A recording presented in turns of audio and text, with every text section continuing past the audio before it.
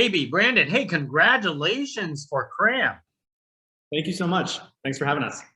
Hey, not a problem, not a problem. As we all know, it's being showcased at the Austin Film Festival as the banner right behind you guys signaling us here. So how does it feel being shown at this film festival?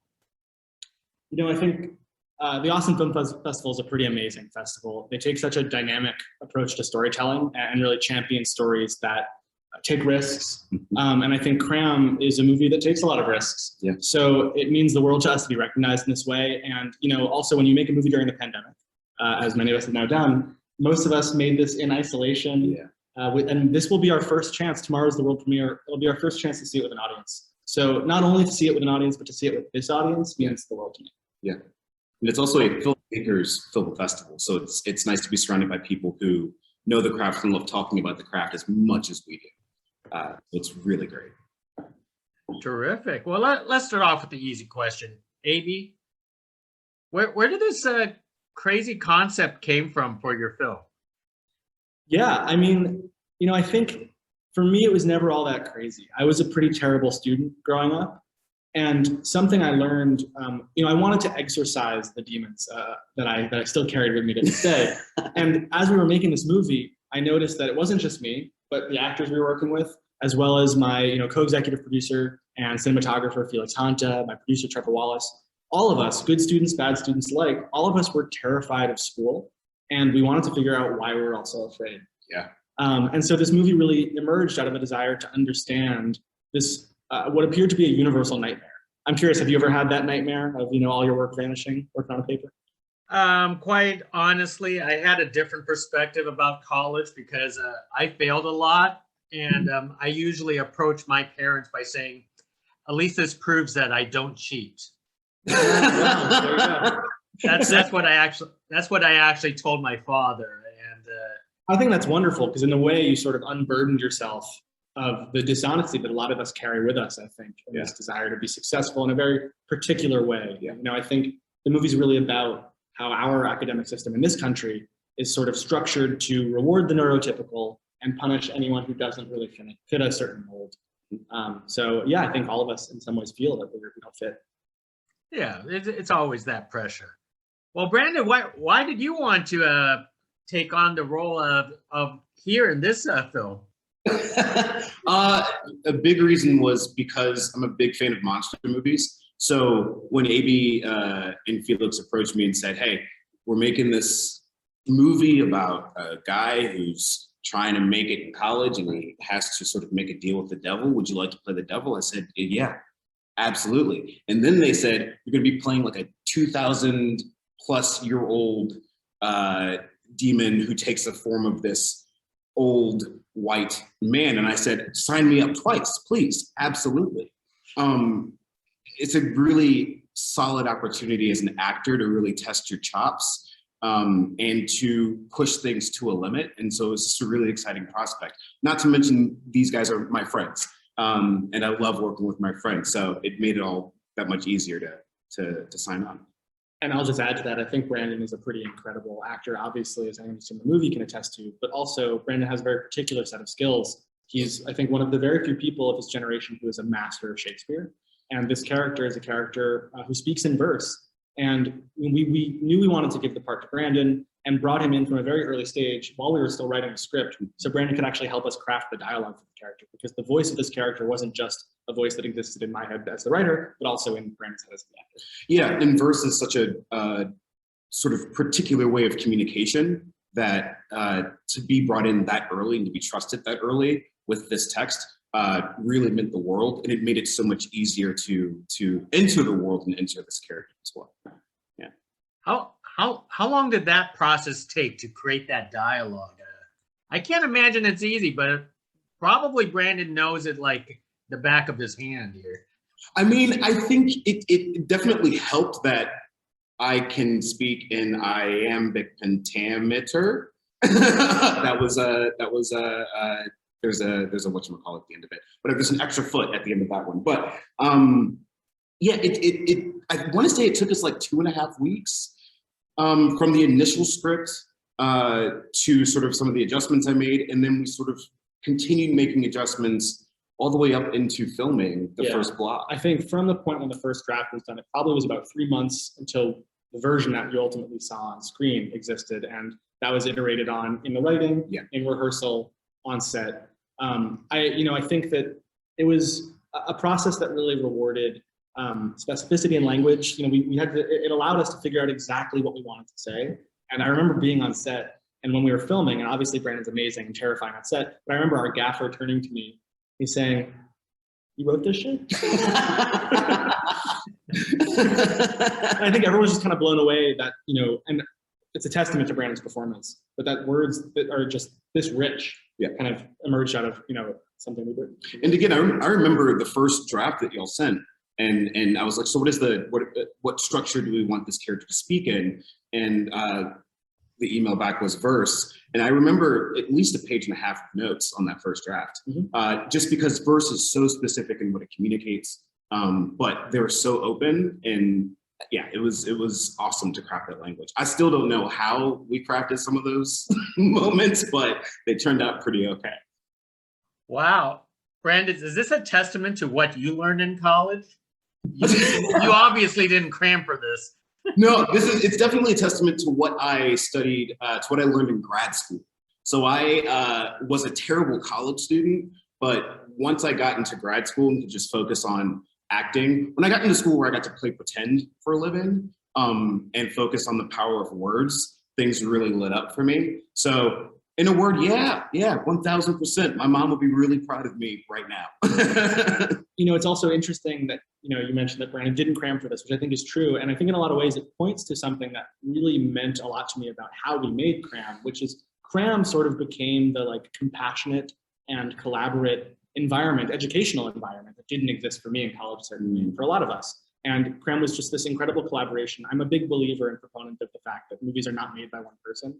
A whole team of people, of amazing artists brought Cram to life, and we're just two of them. Yeah. So, I just want to shout out all those people. And I also think that it's a testament to the environment that the entire team cultivated, because when the cameras were rolling and you're in front of the camera, nothing is safe, right? No character should ever feel like there is a sense of safety, but as soon as cut is yelled, it's this warm, inviting environment, and that was so important because it makes the work sustainable. And I think that's something that we often forget, but these are humans that keep at the forefront of their creative process. And in particular, sorry, go ahead. No, I wasn't going to say anything, but go ahead, Abie. I was going to say, in particular, in the context of this character, it's not just the writing and the direction and the acting, it's also the costume design by our amazing costume designer, Alex Nyman, and of course, the special effects makeup by Beatrice Sniper, all of whom are working in coordination and collaboration to bring this character to life. Our sound designer, Daniela Hart, our composer, Dan Rudin, all of whom are expressing themselves through Brandon's performance through this character. So it's really an amazing collaboration. Yeah. So Brandon, how long does it take you in that makeup chair to put that creature feature on? It takes not a lot of time and a long time at the exact same moment. So it's like, once I understood what the character was about, sometimes that process, which would normally take about an hour and a half, felt like it took 10 minutes because I'm sitting in the chair as the master of the books, waiting for my teeth to get put back in, waiting for my cheekbones to get applied, waiting for the things that belong to the master to be applied to him. So normally about 90 minutes, but some days it felt like it was 10, some days it felt like it was 5, some days it didn't even feel like anything was being applied, simply because of the work it took to mentally to apply the mental makeup to get into the character. It's very funny to hear, because I feel like from the perspective of production, it always took way too long. Brandon's in makeup for 2 hours. It's like, where the hell's Brandon? You can't rush perfection. Yeah, that is true. the thing. Yeah. And it came off pretty quick with some pain, Oof, man, let me tell you, any young actor who wants to do prosthetics, shave everything, every single thing, because when you take the latex off, it wants to take everything that's under it with it. And I didn't know that the first block, and had a lot of red patch, had a lot of questions. Had a lot of questions about what I did over the weekend. I'm going to ask this question. I think Abie probably can answer it a little bit better. On the Master of Books scalp, it looks like there were writing. What was those writings? Great question. There's some Latin text that's almost like under his skin. It's not quite tattooed. It's really just like part of his skin. I am not going to tell you what it says. I think part of the pleasure of that character is that text belongs to him. The Master of the Books hoards knowledge, hoards literature, and I think the text that he's produced from his own body is as much an expression of himself as his words are. So, it's for viewers to read and find out and discover all around. Absolutely. On set, rather than calling Brandon's character Master of Books over and over again, did you guys give the creature a nickname? Yeah, we called him the MOTB most of the time. And one interesting thing to note on set is that Brandon was actually in character the whole time. And you can speak to this more than I can, but I don't mean in character like in a sort of annoying methody way. He was still, I could still give him direction. He wasn't threatening me. No. But he spoke in the voice of the character, moved with the physicality of the character. And it meant that, whenever Brandon was on set, the entire production kind of quieted because we were all so arrested by his performance. So, we almost referred to him as like, just by looking the other way. Yeah, right. I think it was never like a word or a nickname per se, but it was always a look or the absence of a look. It was the hey, so I just wanted to like no one ever looked me in the eye when I was on set, and actually was so incredibly helpful, especially when I'm in scenes with John. John never looked me in the eye until the cameras were rolling, because the fear was real. He really was freaked out by my appearance, and we got to capture all of that. Yeah, it's something I heard once from I forget which director. I think it was Joe Wright, actually, talking about how if you want to direct someone to play a king or something like that, you don't direct that person, you direct everyone else. Yeah. So, and that was so obvious with Brandon. I didn't have to tell Brandon what to do. It was everyone else reacting, gave him everything he needed. Yeah, absolutely. Did getting into character like that, when the cameras are off, not quite method acting, but does that actually help you a lot, Brandon? Absolutely. It's all an instrument, so it takes more time for me to, I thought of it this way, it's a more efficient way of streamlining the filming process, because I was taking so much time in the makeup trailer, as opposed to sort of taking the time to get back into the vocal posture and figure out how I was moving in the frame before. If I just stay there, but I'm still receptive to the task at hand, which is telling a story as this person, then things can go so much quicker. You lose a lot of time when an actor has to find it again. Sometimes it's easier just to go into a dark corner and stay there in a way that's healthy. And Abie, what library did you find to create this setting here? It's a great question. We're so fortunate because the library obviously informed so much about the movie. It's an incredible space. We're so fortunate that a member of the production had access to the space, which we didn't have formal permission to film in. So if you're interested, it's the Beep Library at Beep University, and you can look that right up on the internet. Yep. So yeah. And once again, that's Beep Library at the Beep Institution. Yes. Yeah. Yep. That is awesome. So after Austin Film Festival, do more audiences have a chance to watch Cram? Yeah, so obviously this is our world premiere. It's the very beginning of the journey that we're taking with Cram to its audience. We're so excited to see what comes next for the movie. We're hoping in the next few months to the next year, we'll be able to bring it to audiences all over the country and the world. Actually, just in a couple of weeks, we'll be bringing it to Buffalo for a festival up there in Buffalo, New York. And it's still very early stages in its festival run, and what an auspicious start it is to have our world premiere here at the Austin Film Festival. So I'm sure one of our hopes here at the festival is to pick up distribution, and the hope would certainly be to bring it to audiences all over. And I'm not just saying this because I want them to hire me again, because I do, but I think it's also a really fantastic start for this group of creators.